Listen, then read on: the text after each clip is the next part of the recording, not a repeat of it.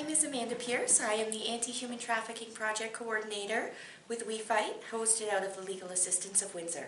WeFight is a community group that includes service providers from across Windsor, Essex County who work together to meet the needs of survivors of human trafficking within Windsor, Essex County.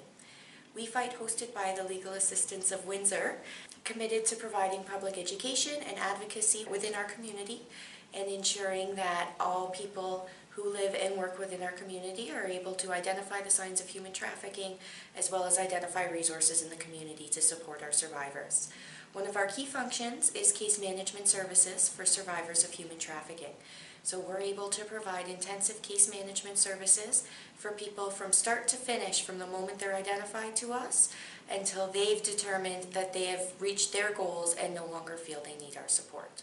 A big part of that service is accessing the resources from our other community providers and the other members that sit on the WeFight committee. There's a lot of questions about who the traffickers are in Windsor, Essex County.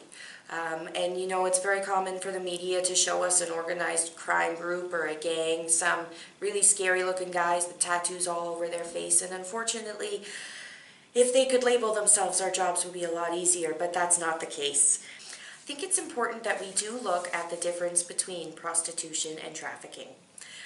If an individual is in control of themselves and has made their decision to provide sexual services, and they're the only ones that are effectively profiting, this is what we consider prostitution, a sex worker or an escort. Sure, you may be paying a motel fee for your overhead for where you're working, but at the end of the day, the money that you're earning is staying in your pocket.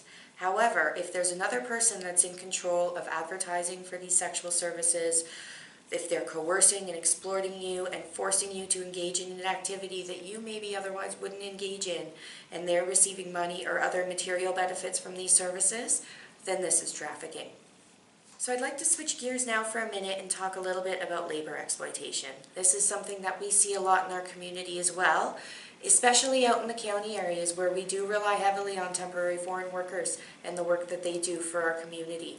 Unfortunately, their precarious immigration status leaves them much more vulnerable to this exploitation. So imagine this. You've just traveled a very long way and you're very excited for your new opportunity. Your family's counting on you at home to send money to them every month so they can live. You find yourself in a strange country. You may not speak the language, you're probably unaware of the laws, and you now find yourself completely isolated. Now imagine the person who meets you at the border obtains your identification documents and says the plans have changed. You're brought to your new home and you share a room with many others sleeping on mattresses side by side on the floor. So the coercion strategies, the lures as it relates to international labor trafficking are pretty common, and they're relying on the poverty of the victim. The poverty that they may not be able to escape in their home country if they didn't take this opportunity.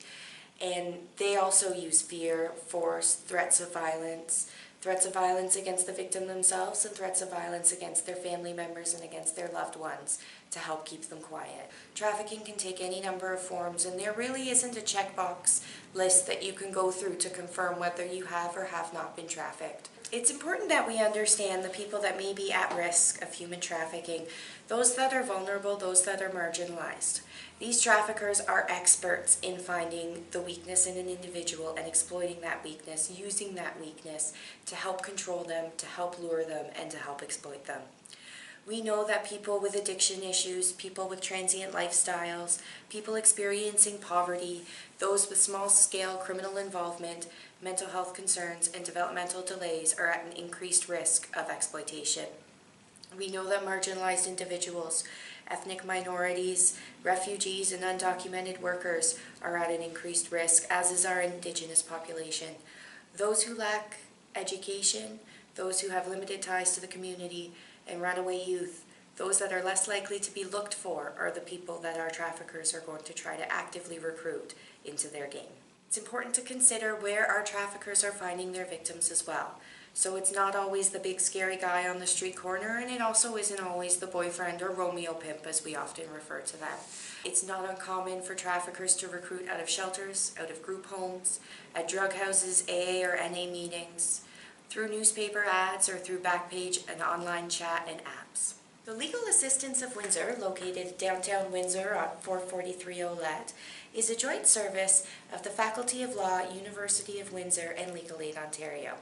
Legal Assistance of Windsor is home to WeFight, the anti-human trafficking project here in Windsor, Essex County. We're also home to a number of staff social workers and lawyers, as well as students who are participating in the social work school at the University of Windsor and students from the law school at University of Windsor. In addition to providing direct case management services to survivors of human trafficking, Legal Assistance of Windsor is able to address a number of issues that are facing individuals within our community.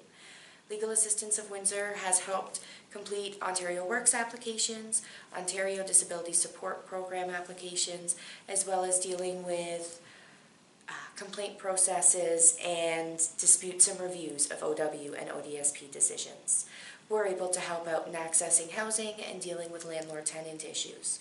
One of our key tasks is helping individuals fill out their Criminal Injury Compensation Board forms. For those that have been victims of a violent crime, the Criminal Injury Compensation Board is there to offer some financial restitution for the crime that you've experienced. We are able to support people in completing that paperwork and going through that process so that they too may experience some sort of financial retribution as it relates to their victimization. WeFight can be reached at 519-256-7831. And the project coordinator's extension is 4222. If you are in serious trouble right now, please call 911.